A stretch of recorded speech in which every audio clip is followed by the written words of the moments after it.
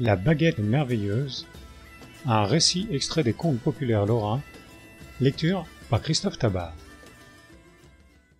Il était une fois un homme et une femme qui ne possédaient rien au monde.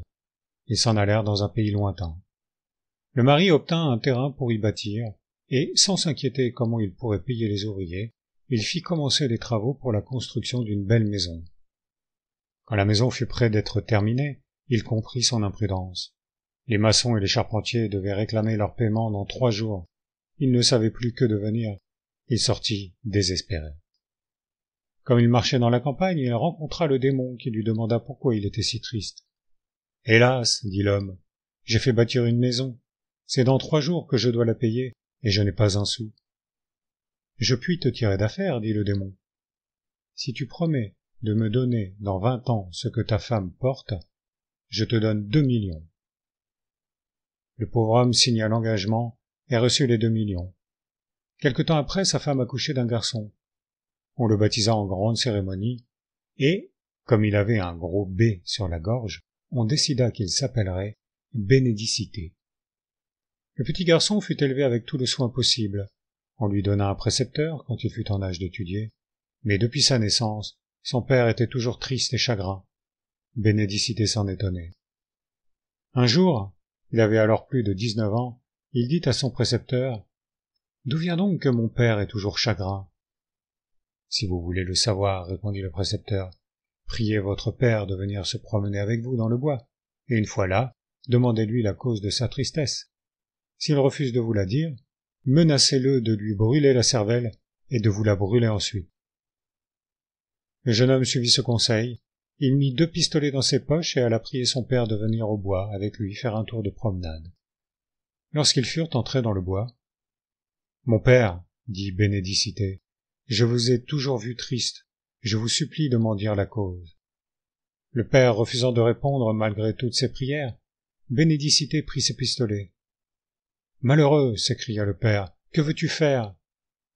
Vous brûlez la cervelle et me la brûlez ensuite si vous refusez de me confier vos peines. » « Eh bien, lui dit le père, avant ta naissance je t'ai promis au démon. Le délai expire dans 3 jours. »« N'est-ce que cela, dit Bénédicité. Je n'ai pas peur du diable. Demain j'irai moi-même le trouver. » En l'entendant parler ainsi, le père se sentit le cœur un peu soulagé. Le lendemain donc, Bénédicité se mit en route. Lorsqu'il se fut avancé dans la forêt, loin comme d'ici à Brovilliers, il entendit la voix d'un ange qui l'appelait. « Bénédicité, Bénédicité. »« Est-ce moi que vous appelez ?»« Oui, dit l'ange. »« Tiens, voici une baguette, au moyen de laquelle tu pourras faire tout ce que tu voudras. » Bénédicité prit la baguette, se remit en chemin, et après une longue marche il arriva chez le démon. Celui-ci, le voyant entrer, lui dit « Ah, te voilà, mon garçon. J'étais en train de cirer mes bottes pour t'aller chercher. »« C'est peine inutile, répondit l'autre, puisque me voilà. Mais j'ai faim. Donne-moi à manger. » On lui apporta du rôti et toutes sortes de bonnes choses. Quand il eut bien mangé, il dit au démon « Que vas-tu me donner à faire ? Je n'aime pas rester les bras croisés. »« Tu iras couper du bois, lui dit le démon.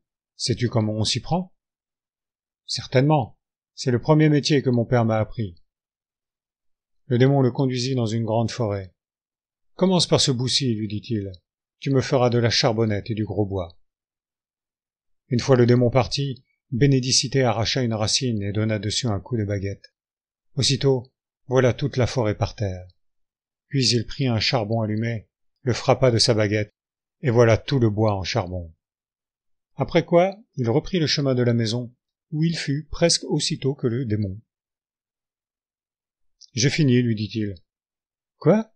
Tout est fait ? » ?»« Oui, mais j'ai faim, donne-moi à manger. »« Tu manges trop, tu veux me ruiner. »« Si tu n'es pas content, donne-moi la signature de mon père et je m'en irai. » Le diable voulut voir comment le jeune homme avait travaillé.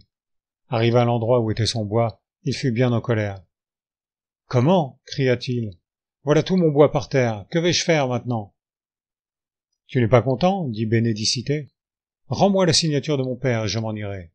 Sinon, donne-moi de l'ouvrage. »« J'ai 2 étangs, dit le diable. Dans l'un il y a du poisson, dans l'autre il n'y a que de la boue. Tu mettras ce dernier à sec, pour l'autre, tu le laisseras comme il est. Lorsque Bénédicité fut près des étangs, il donna un coup de baguette sur celui où il voyait des poissons. Aussitôt l'étang se trouva vidé et les poissons transportés dans l'étang boueux, où ils ne tardèrent pas à pâmer. Quand le démon vit tout ce bel ouvrage, il dit à Bénédicité: « Mais, malheureux, ce n'était pas cet étang-là que je t'avais ordonné de vider. »« Tu n'es pas content ?» répondit Bénédicité. « Rends-moi la signature de mon père, et je te débarrasserai de ma présence. En attendant, j'ai faim, donne-moi à manger. »« Tu veux me ruiner. Nous ne devions cuire que samedi prochain, et voilà qu'il faut cuire aujourd'hui. Sais-tu cuire ? » ?»« Oui, je sais tout faire. » Bénédicité chauffa le four, puis se mit à pétrir. Pendant qu'il travaillait à la pâte, 5 ou 6 petits diablotins vinrent gambader autour de lui. « Bénédicité, fais-moi un gâteau à l'huile. Bénédicité, fais-moi un gâteau au saindoux. Bénédicité, voici des œufs pour me faire une galette. »« Vous m'ennuyez tous, » dit Bénédicité. Il en empoigna 5 et les jeta dans le four.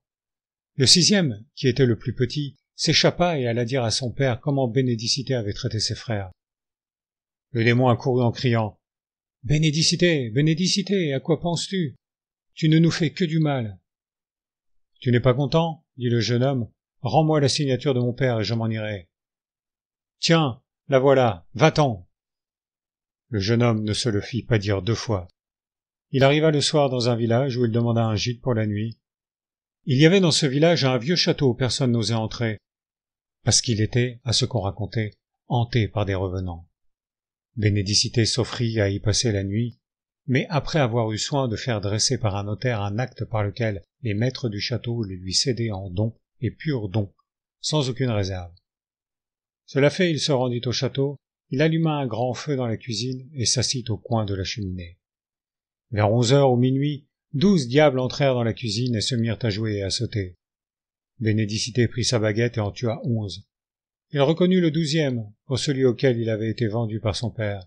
« Je ne te fais rien à toi, » lui dit le jeune homme, « parce que j'ai logé dans ta maison. Mais qu'es-tu venu faire ici ?»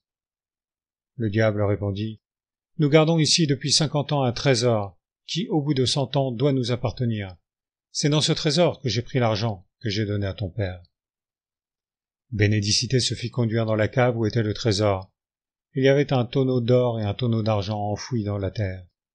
Le jeune homme, d'un coup de baguette, les fit sortir aussitôt. Puis il ordonna au démon de les charger sur son dos et de les remonter hors de la cave. Le démon eut beau dire qu'il n'était pas assez fort, il fut obligé d'obéir, et quand il fut arrivé en haut avec les tonneaux, Bénédicité le tua comme les autres d'un coup de baguette. Il revint ensuite chez ses parents avec le trésor, et il épousa une jeune fille encore plus riche que lui. Moi, j'ai fait la cuisine, j'ai laissé tout brûler, et on m'a mis à la porte avec un coup de pied dans le derrière.